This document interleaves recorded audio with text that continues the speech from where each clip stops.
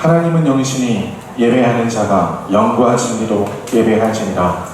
아멘.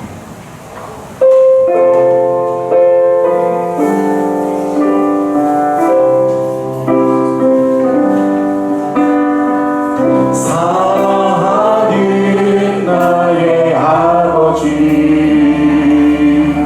이름 높여드립니다. 주의 나라 찬양 속에 임하시니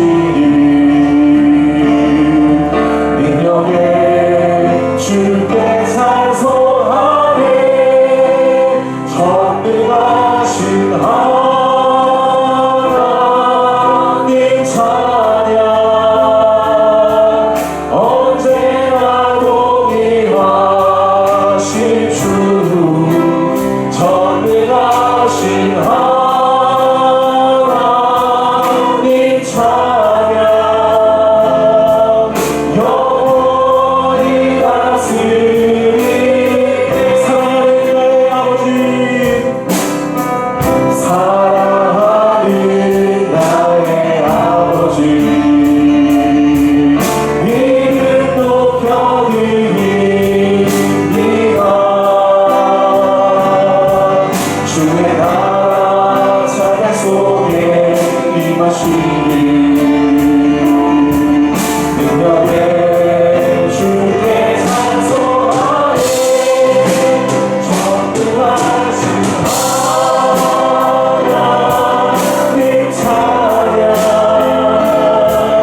언제나 동일하신 주. 전능하신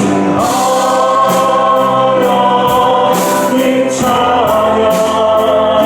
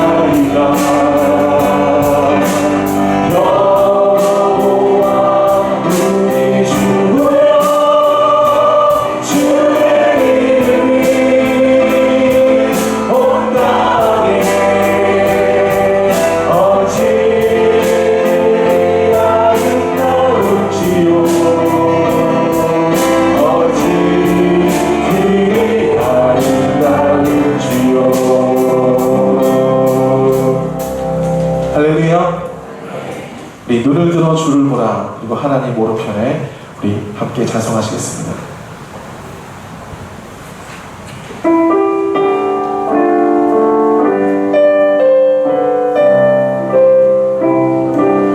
눈을 들어 주를 보라 주의 영광을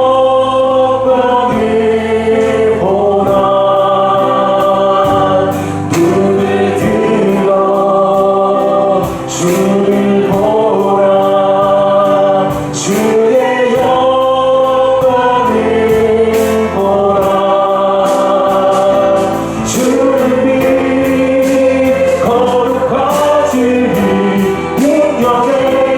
주의 영광 나타나셨네 선포하라 선하신 주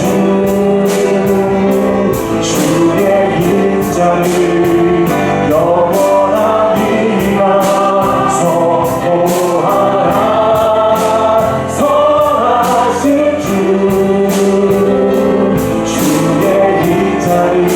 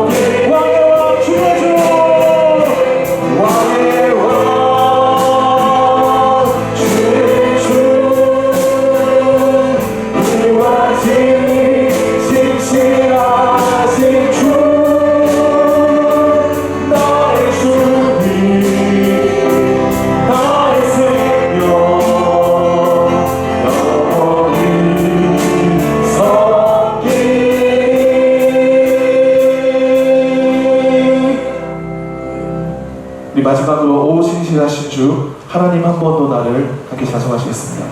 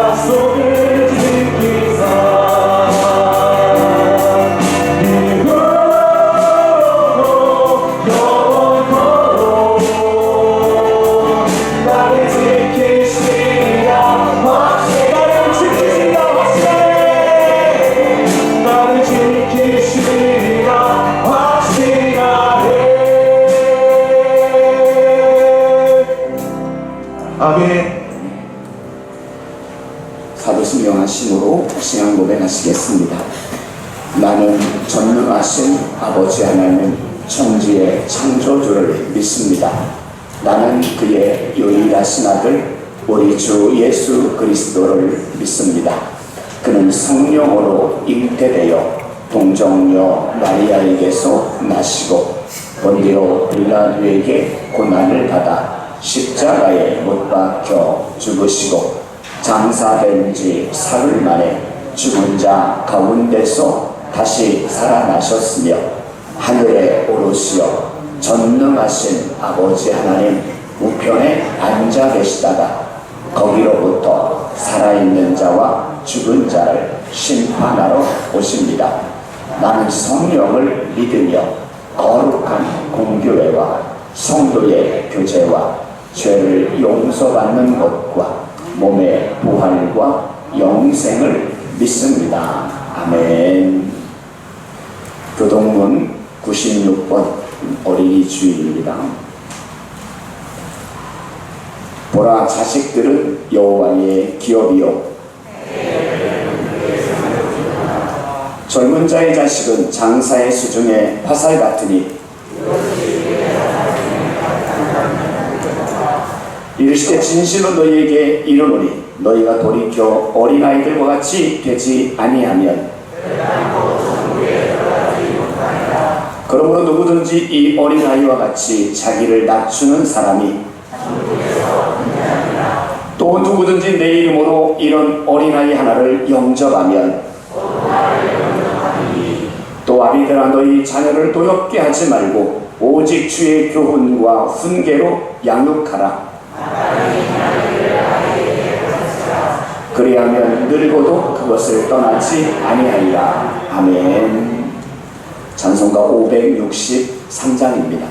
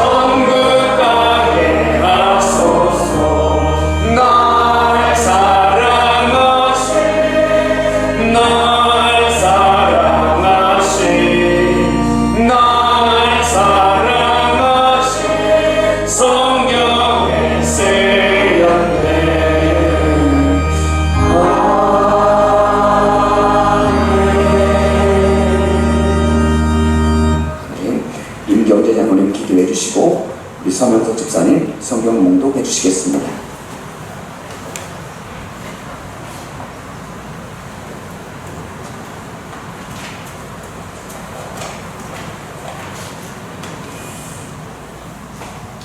찬양 받으시기에 합당하신 하나님, 거룩한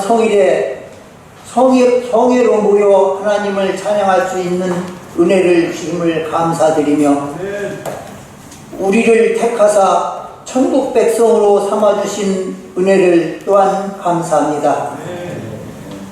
오늘 우리의 예배가 진정으로 하나님께 드려지는 영적 예배가 되게 하여 주옵소서.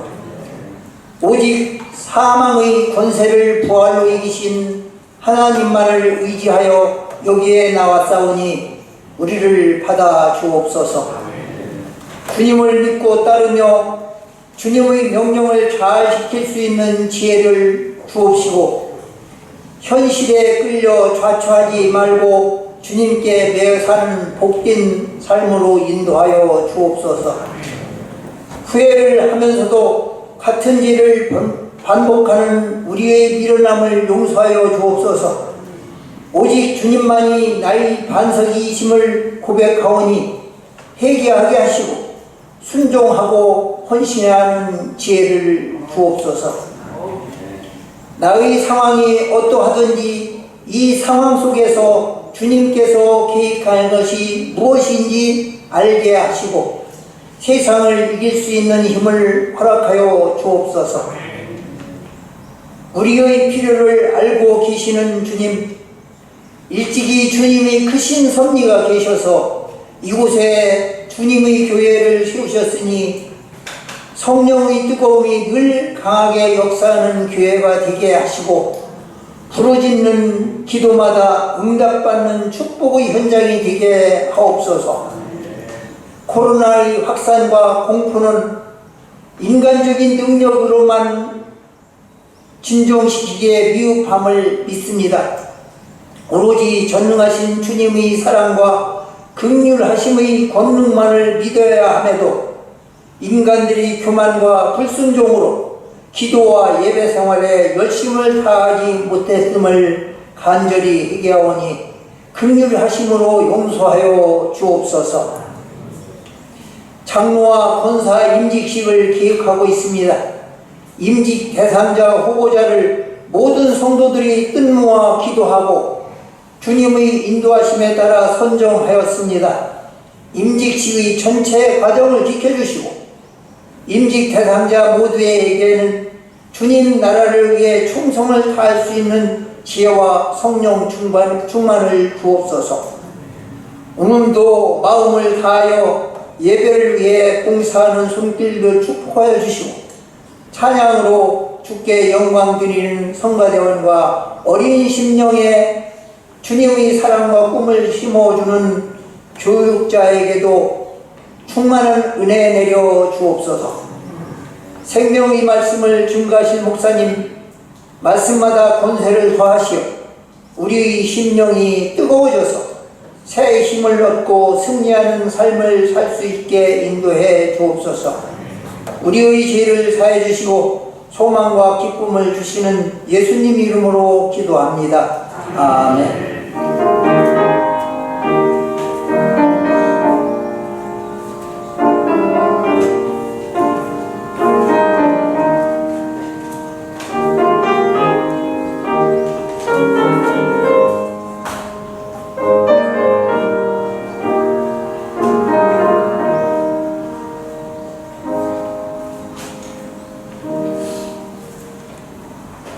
오늘 우리에게 주신 하나님 말씀은 사무엘상 2장 12절부터 17절 말씀입니다. 다 찾으신 줄 알고 봉독하겠습니다. 엘리의 아들들은 행실이 나빠 여호와를 알지 못하더라.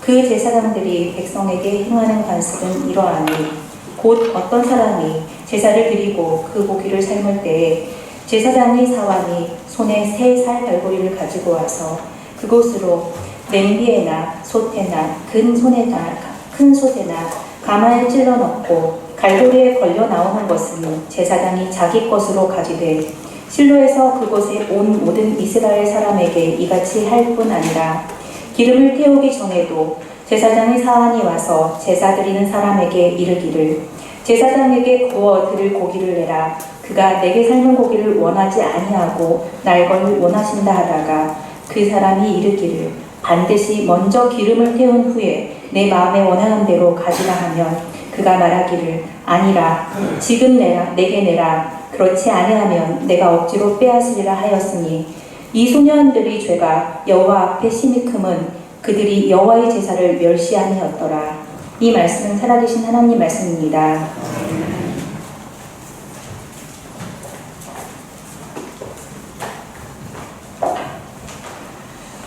오늘 어린이 주일로 지킵니다.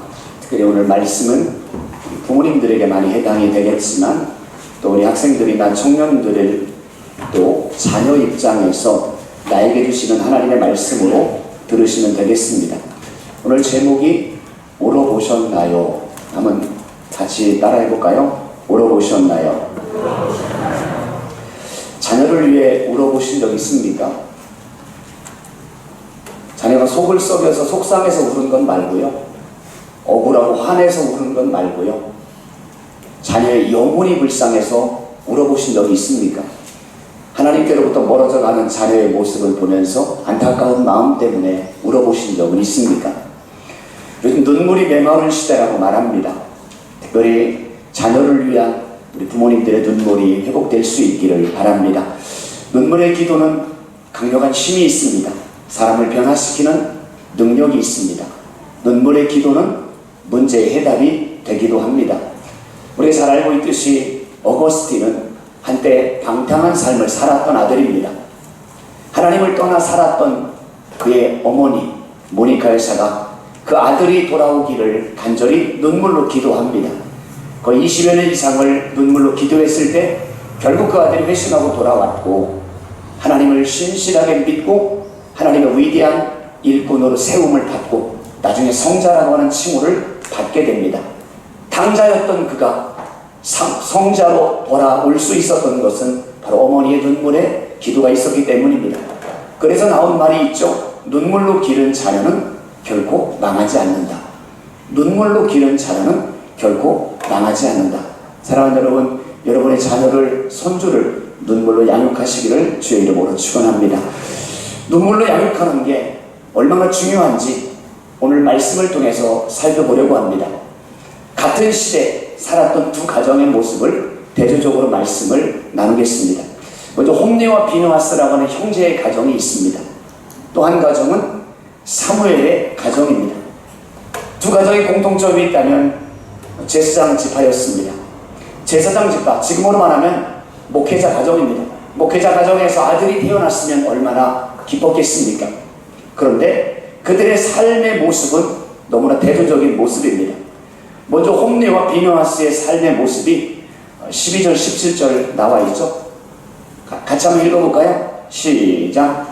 행실이 나빠 여호와를 알지 못하느냐 여호와의 제사를 멸시하였더라. 아멘. 이것이 바로 홈리와 비느하스라고 하는 두 형제의 삶의 모습입니다. 하나님께 제사를 드리죠. 제사장이니까. 근데 그들의 제사는 형식적인 제사입니다. 무슨 하나님의 은혜를 받았겠습니까? 더군다나 그 당시에 제물을 하나님께 드려야 되는데 그 제물을조차도 자기들 멋대로 취하게 됩니다. 지금으로 말하면 성도들이 드리는 헌금을 목회자 아들이 몰래 착복한 것과 똑같습니다. 이것이 홈리와 비느하스 두 형제의 삶의 모습입니다. 반면에 사무엘의 모습은 어땠나요? 그 밑에 나와 있죠? 네 구절 한번 다 읽어봅니다. 시작. 여호와를 섬기리라. 여호와 앞에서 섬겼더라. 여호와 앞에서 자라리라. 여호와 사람들에게 온종을 입었더라. 아멘. 오늘 사무엘의 모습은 하나님의 마음에 합한 사람이었습니다.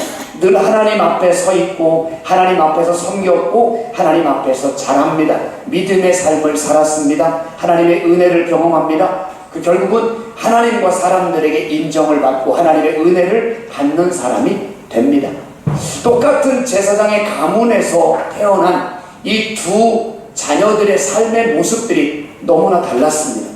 왜 이렇게 달랐을까요? 저는 그 이유를 부모님의 모습에서 답을 찾아보려고 합니다. 홈리와 비느하스의 아버지는 엘리입니다. 엘리 제사장이 어떤 모습이었는지 한 구절로 29절에 나와 있죠. 같이 한번 읽습니다. 시작. 내 아들들을 나보다 더 중히 여겨. 내 아들들을 나보다 더 중히 여겨. 그러니까 하나님보다 아들들을 더 사랑했다는 겁니다. 아니, 부모가 자녀 사랑하는 게 잘못인가요? 당연히 사랑해야죠. 사랑으로 품어야 됩니다. 그런데 문제는 자녀를 사랑했지만 하나님보다 더 사랑했다는 게 문제입니다. 예수님께서 비슷한 말씀을 신약 성경에서 하셨습니다. 아버지나 어머니를 나보다 더 사랑하는 자는 내게 합당하지 않다라고 말합니다. 부모님 사랑해야 됩니다. 존중해야 됩니다. 공경해야 됩니다. 그런데 하나님보다 더 사랑하는 것 하나님이 합당치 않다라고 말씀합니다. 마태복음 6장에서도 그런 말씀이 있습니다. 너희는 먼저 그의 나라와 의를 구하라. 하나님이 말씀하는 건 순서입니다. 무엇이 먼저인가를 말씀합니다. 하나님께서 요구하는 삶은 하나님이 먼저입니다. 하나님을 사랑하는 것이 먼저입니다. 삶의 무게중심을 하나님에게 두라고 말씀하고 계십니다. 그 하나님을 사랑하는 마음으로 자녀를 사랑하고, 하나님을 사랑하는 마음으로 부모를 공경하고, 하나님을 사랑하는 마음으로 우리에게 맡겨진 일들을 감당하라는 거죠. 순서가 바뀌면 안 됩니다. 하나님이 먼저인 거죠.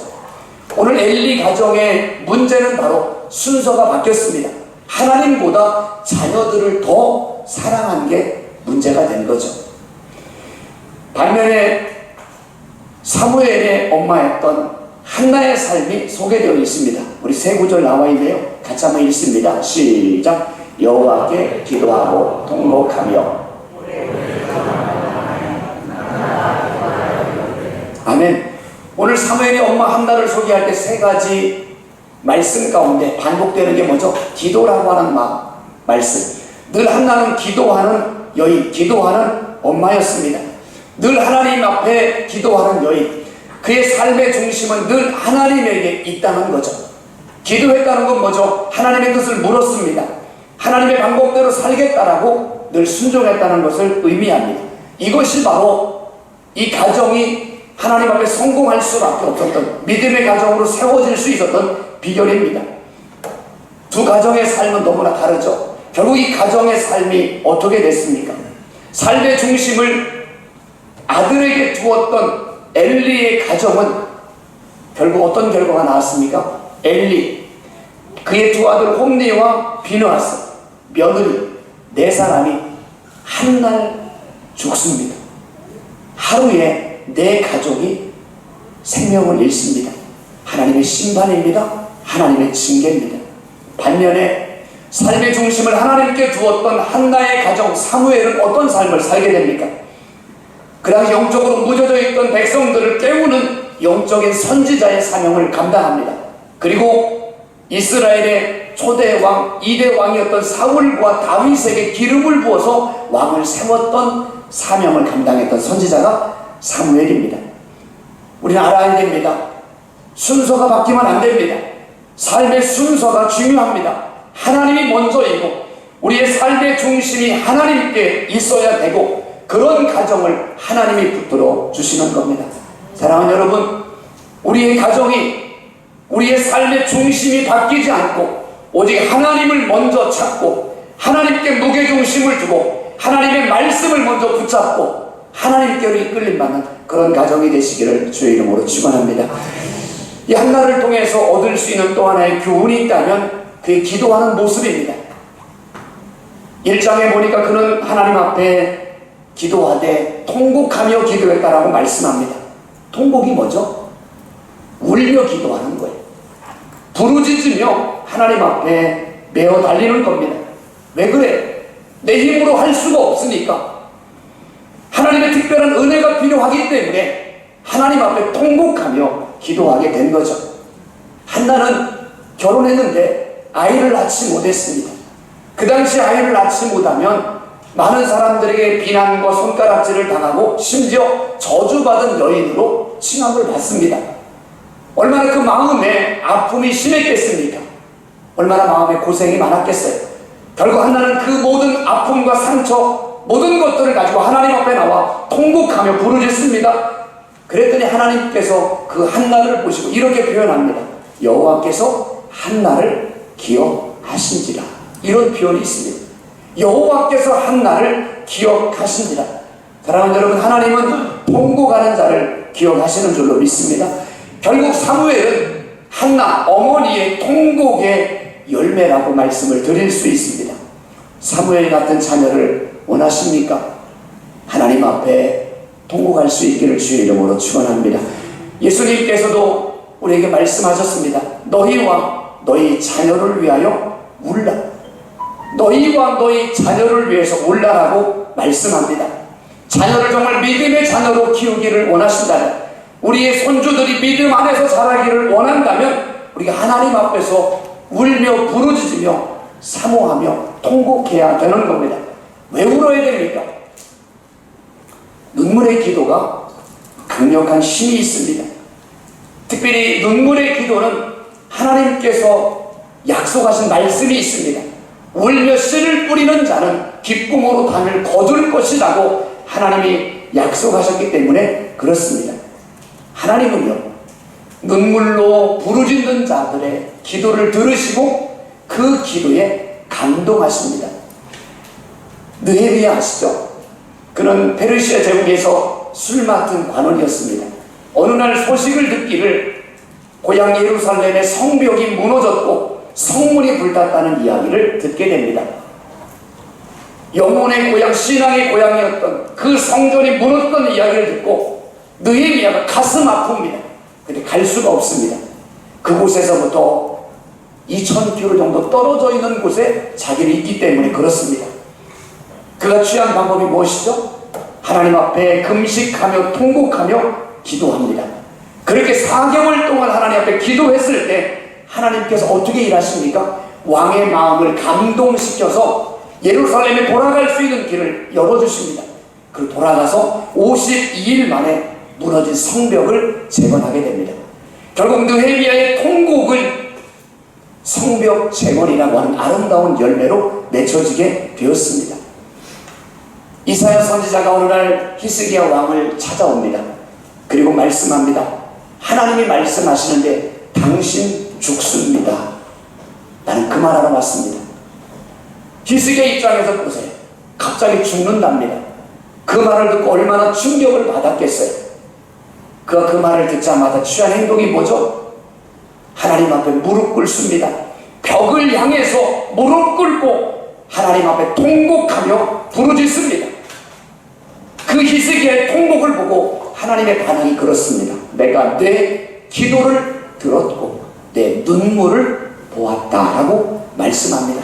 하나님은 히스기야의 기도를 들었고 그의 눈물을 보았고 그 결과로 15년 동안 그의 생명을 연장해 줍니다.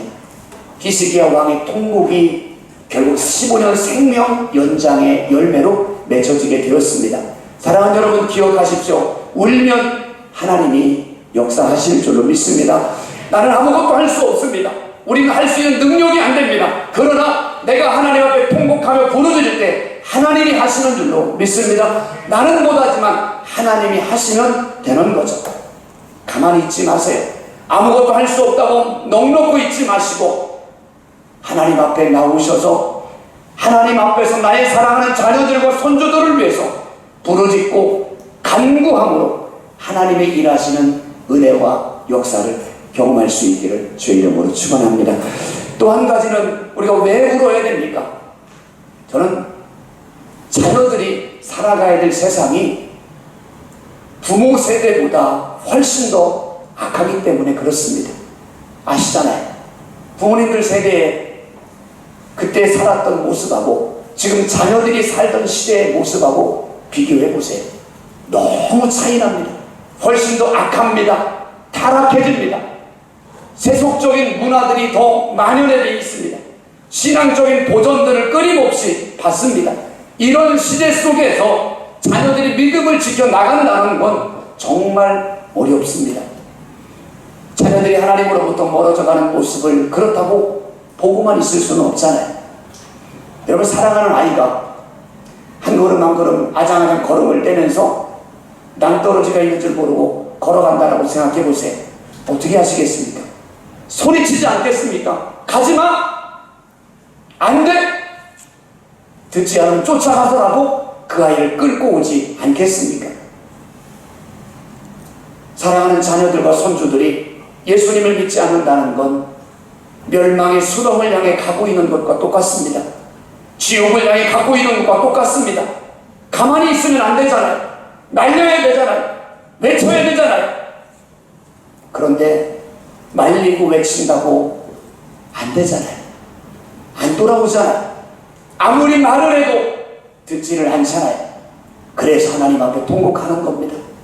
내 말 듣지 않으니까, 내가 아무리 말을 해도 귀담아 듣지 않기 때문에 하나님 앞에 나와서 통곡하는 겁니다. 하나님, 내 아이를 불쌍히 여겨 주옵소서. 하나님, 우리 아이 다시 주님 앞으로 돌아오도록 하나님께서 만져 주옵소서. 저 아이의 마음을 감동시킴으로 다시 하나님의 은혜를 받고 하나님 앞에 변화될 수 있도록 기도하게 되는 겁니다. 모든 부모님들의 마음의 소원은 똑같지 않나요? 우리의 자녀들이 건강하게 잘 자랄 뿐만이 아니라 믿음 안에서 자라고 예수님 닮은 아이로 자라기를 원하잖아요. 근데 우리 힘으로 안 되기 때문에 기도하는 겁니다. 사랑하는 여러분, 힘들고 어렵지만 내 뜻대로 마음대로 안 될지라도 우리의 사랑하는 자녀들과 손주들을 위해서 한 번 더 주 앞에 나와서 함께 부르짖을 수 있기를 주의 이름으로 축원합니다. 우리가 올해 가정의 달이라고 말하잖아요. 지난 5월 1일 날 우리가 월상 예배를 처음으로 들었습니다. 그날 전했던 말씀도 가정과 자녀에 대한 말씀이었습니다. 근데 그날 저녁에 금요일 날이었어요. 저녁 기도회 때 늘 해오던 그 사사기서의 말씀을 나누었는데 그날도 자녀에 대한 말씀이었어요. 삼손의 가정에 대한 말씀입니다. 오늘도 주일날 제가 가정과 자녀에 대해서 말씀합니다. 계속 3번 연달아서 가정과 자녀에 대한 말씀들을 전하게 되었어요. 그래서 제 안에 하나님께 그런 마음을 주십니다. 5월달 가정의 달이라고 말하는데 이 한 달만이라도 좀 가정을 위해서 집중적으로 기도했으면 좋겠다, 그런 마음을 주셨어요. 그래서 금요일 저녁만이라도, 금요일마다 우리 저녁 기도할 때만이라도 가정을 위해서 집중적으로 기도하려고 합니다. 지난 금요일 날 가정을 위해서 집중적으로 기도했습니다. 자녀들과 손주들을 위해서, 그들의 변화된 삶을 위해서 집중적으로 기도했습니다.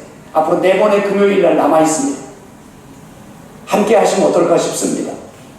내 힘으로 안 되니까 내 사랑하는 자녀들과 손주들의 영혼이 다시 하나님께로 돌아오기를 원하는 마음을 담아서 오늘 한나가 하나님 앞에 통곡했던 그런 심정으로 함께 부르짖었으면 좋겠어요. 그래서 우리의 부르짖음과 통곡을 통해서 가정 안에 작은 변화들이 나타날 수 있기를 주의 이름으로 축원합니다. 한 가지만 더 말씀을 드리겠습니다. 자녀들의 문제가 있다라고 말해요. 자녀들 때문에 가슴 아리고 합니다. 그런데 과연 자녀들의 문제가 자녀들만의 문제입니까? 혹시 부모 때문에 문제가 발생한 것은 아닐까요? 가만히 생각해 보세요. 그 자녀들이 태어났을 때 마음이 어땠습니까? 기쁘지 않았나요? 저도 돌이켜보니까 우리 아이들, 아들, 딸이 태어났을 때 참 기뻤어요. 정말 덩실덩실 춤을 췄던 기억이 납니다. 너무 기뻤어요. 어디 그뿐입니까? 그 아이들이 자라면서 어릴 적부터 늘 교회 안에서 자라고 찬양하고 그 고사리 같은 손을 모아서 기도하고 그저 율동하고 그런 모습들을 보면 그렇게 기뻤던 적이 없어요. 다 그렇잖아요. 우리 아이들이 어릴 적에 그런 모습으로 자라왔잖아요. 그런데 지금은 어떻습니까? 어느 순간부터 이 아이들이, 우리의 자녀들이, 우리의 손주들이 교회를 조금씩 멀리하고 예배드리기를 싫어하면서 점점 멀어져 가고 있지 않습니까? 자꾸 부모님에게 말대꾸하고 따지고 짜증을 내고 자꾸 부모와 자녀가 다툴 일들이 많아지고 있습니다. 그러면 그것이 자녀의 문제입니까? 자녀가 잘못해서 그런 겁니까? 아니면 이 사회가 워낙 타락한 시대이기 때문에 이 사회적인 문제입니까? 혹시 묻고 싶습니다. 부모님 때문에 그런 건 아닐까요? 부모님들에게 진지하게 묻고 싶습니다. 여러분은 자녀들에게 정말 좋은 부모님입니까? 자녀들에게 예배 드리라고 이야기하면서 여러분은 예배 잘 드렸습니까? 신앙의 본을 보였습니까? 그리스도인다운 삶을 자녀들 앞에서 살아냈습니까? 가정에는 어땠습니까? 엄마와 아빠가 늘 사랑하는 모습, 서로 행복해하는 모습을 보여줬습니까? 엄마 아빠가 늘 가정에서 그리스도인다운 아름다운 모습을 자녀들에게 보여줬나요? 아니면 늘 가정에서 엄마 아빠가 먼저 싸우는 모습을 아이들에게 보여주지는 않았습니까? 거짓말하고 위선적인 모습을 보여주지는 않았습니까? 아이들에게 함부로 말하고 남들에게 거칠게 말하는 것들을 자녀들에게 보여주진 않았습니까? 교회에서는 그렇게 은혜롭고 다른 사람들에게 친절하면서 가정에 와서 정말 말을 부드럽게 하셨나요? 자녀들에게 따뜻한 말로 대우해 주셨습니까? 자녀들은요, 부모님의 삶을 그대로 담습니다. 보고 들은 대로 자기들도 따라하게 됩니다. 부모님의 부정적인 모습들, 위선적인 모습들을 볼 때마다 자녀들의 마음속에는 상처가 쌓여가게 됩니다. 부모님의 언행이 일치되지 않는 모습을 볼 때마다 자녀들이 얼마나 아파하는지를 알고 계십니까? 청소년 시기, 청년 때가 돼서 그것이 겉으로 표출될 뿐이죠. 이미 오랜 어릴 적부터 그들의 마음속에 쌓여왔던 겁니다. 자녀가 변화되길 원하시나요? 손주가 정말 하나님의 사람으로 변화되길 원하십니까? 물론 자녀를 위해서 울어야 됩니다. 그러나 두 번째는 부모님들 자신을 위해서 우셔야 됩니다. 엄마 아빠 자신들을 위해서 우셔야 됩니다. 엄마 아빠가 변하지 않으면 절대로 자녀 변하지 않습니다. 엄마 아빠가 먼저 변한 모습을 보여줄 때 자녀들의 삶의 모습이 달라질 수 있는 겁니다. 엄마 아빠에게 말씀을 드립니다. 혹여라도 가정에서 자녀들에게 좋은 모습을 보여주지 못한 모습들이 있다면 하나님 앞에서 먼저 회개하시기 바랍니다. 믿음의 부모로 살지 못한 것 회개하세요. 자녀들에게 좋은 본을 보이지 못한 것 회개하셔야 됩니다. 말로 자녀들에게 상처 준 것들이 있다면 철저하게 회개하셔야 됩니다. 언행이 일치되지 못한 삶을 살았던 것, 내 욕심을 가지고 아이를 키웠던 모습들이 있다면 회개하셔야 됩니다. 그리고 기도하세요. 하나님, 자녀가 변하는 것도 중요하지만 내가 먼저 변화되기를 원합니다. 내가 먼저 변화되고 싶습니다. 내가 먼저 믿음의 부모로 서고 싶습니다. 내가 먼저 말하는 습관이 달라지고 싶습니다. 내가 먼저 자녀들을 사랑으로 품을 수 있는 부모로 변하고 싶습니다. 나를 먼저 변화시켜 주세요. 부모님들이 기도하셔야 됩니다. 저도 아이들을 키우고 있는 아빠입니다. 제 나름대로 열심히 한다고 했어요. 그리고 괜찮은 아빠라고 생각을 했어요. 과연 우리 아이들도 저를 그렇게 인정해 줄까요? 좋은 아빠, 자상한 아빠, 사랑스러운 아빠, 존경스러운 아빠라고 인정해 줄까요? 자신 없습니다. 한없이 부족한 제 자신의 모습을 보게 됩니다. 조금 더 잘해야 되는데 아이들에게만 요구했지 제가 그 아이들이 얼만큼 많이 사랑을 표현했는지 못했던 것 같아요. 저도 말씀을 준비하면서 제 자신의 모습을 보면서 참 부끄러웠습니다. 이렇게 살면 안 되는데 조금 더 잘했어야 되는데. 사랑하는 여러분, 어린이 주일을 맞이해서 자녀를 위해서 울며 기도해야 되지만 또 한 가지 기도 제목이 바로 우리 아이들을 키우는 엄마 아빠 입장에서 우리가 먼저 하나님 앞에 기도했으면 좋겠어요. 나를 변화시켜 달라고. 한번 따라합시다. 내가 먼저 변하겠습니다. 한 번 더 따라합시다. 엄마 아빠만 내가 먼저 변하겠습니다. 사랑하는 여러분, 자녀는 하나님이 주시는 최고의 선물 아닙니까? 가정은 하나님이 우리에게 주신 사랑의 보금자리입니다. 빼앗기면 안 됩니다. 사단은 지금도 우리의 가정을 무너뜨리기 위해서 얼마나 혈안이 되고 얼마나 우리를 미혹하는지 모릅니다. 하나님이 주신 이 귀한 가정을 지켜야 됩니다. 믿음의 가정으로 세워가야 됩니다. 날마다 예수 그리스도의 보혈로 덮어내야 되고 우리 가정 안에 있는 더러운 것들을 씻어내야 됩니다.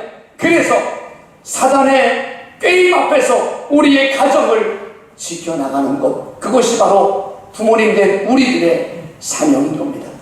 올 한 달 같이 한번 기도했으면 좋겠습니다. 금요일마다 기도했으면 좋겠습니다.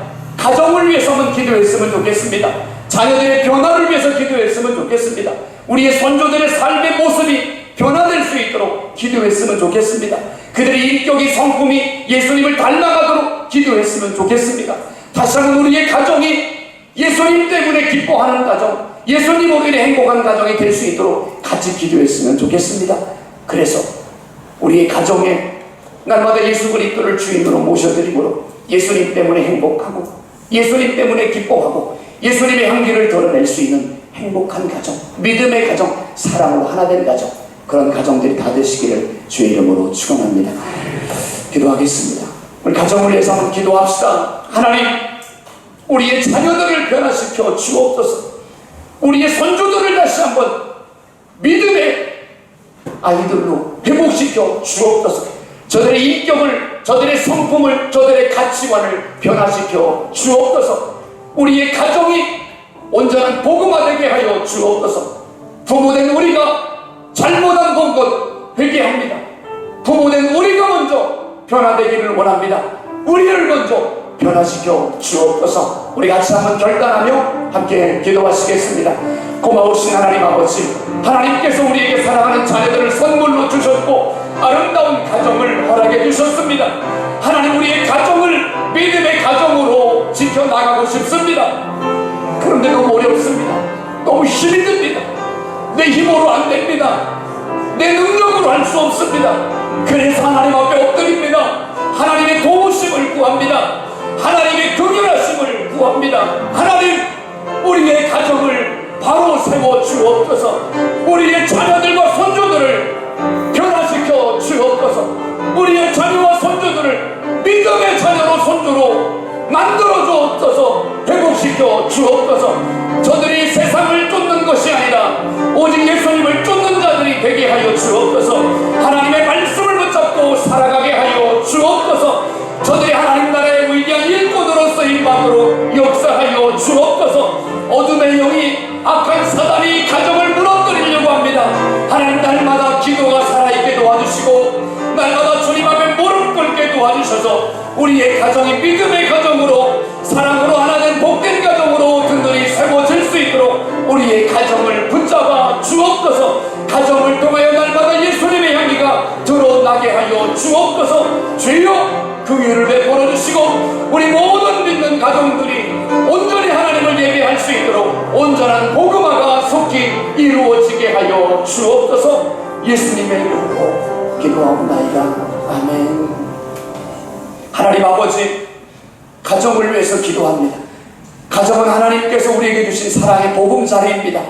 하나님, 우리의 가정을 믿음의 가정으로 지키고 싶습니다. 우리의 가정을 온전히 하나님이 기뻐하는 가정으로 만들어 주옵소서. 우리의 자녀들과 손주들을 위해 기도합니다.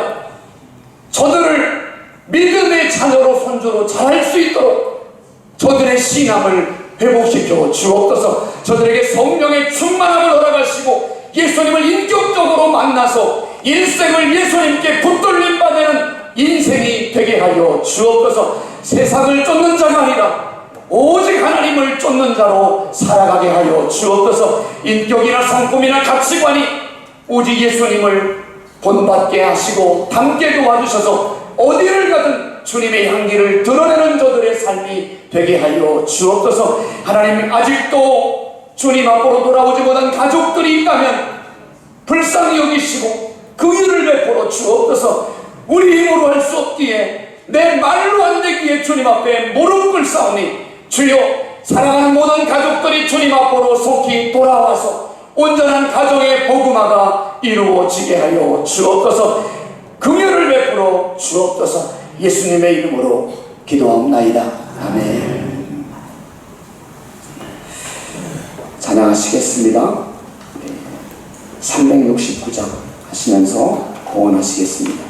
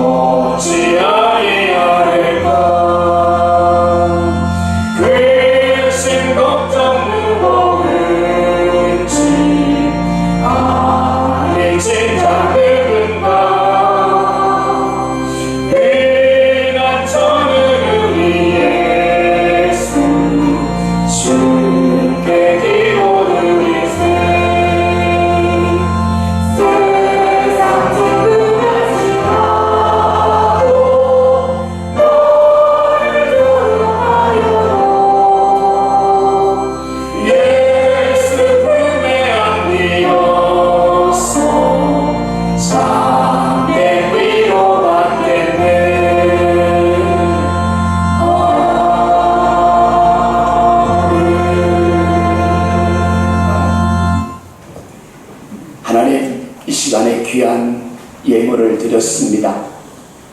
주정원금, 소득의 11조, 감사헌금, 선교헌금, 건축헌금, 일천번제헌금 여러가지 제목을 달리해서 드렸습니다. 기쁘게 받아주시고 하나님의 나라와 영광을 위해 사용되게 하시고 많은 영혼을 살리는 데 귀하게 쓰여지게 하여 주옵소서. 드린 손길들을 축복합니다. 생업이 복되게 하옵소서. 힘들고 어려울 때에도 하나님이 우리의 직장과 사업장을 붙들어 주심으로 물질로 인해 어려움 당하지 않고 하나님의 채워주시는 은혜를 날마다 누리게 하여 주옵소서.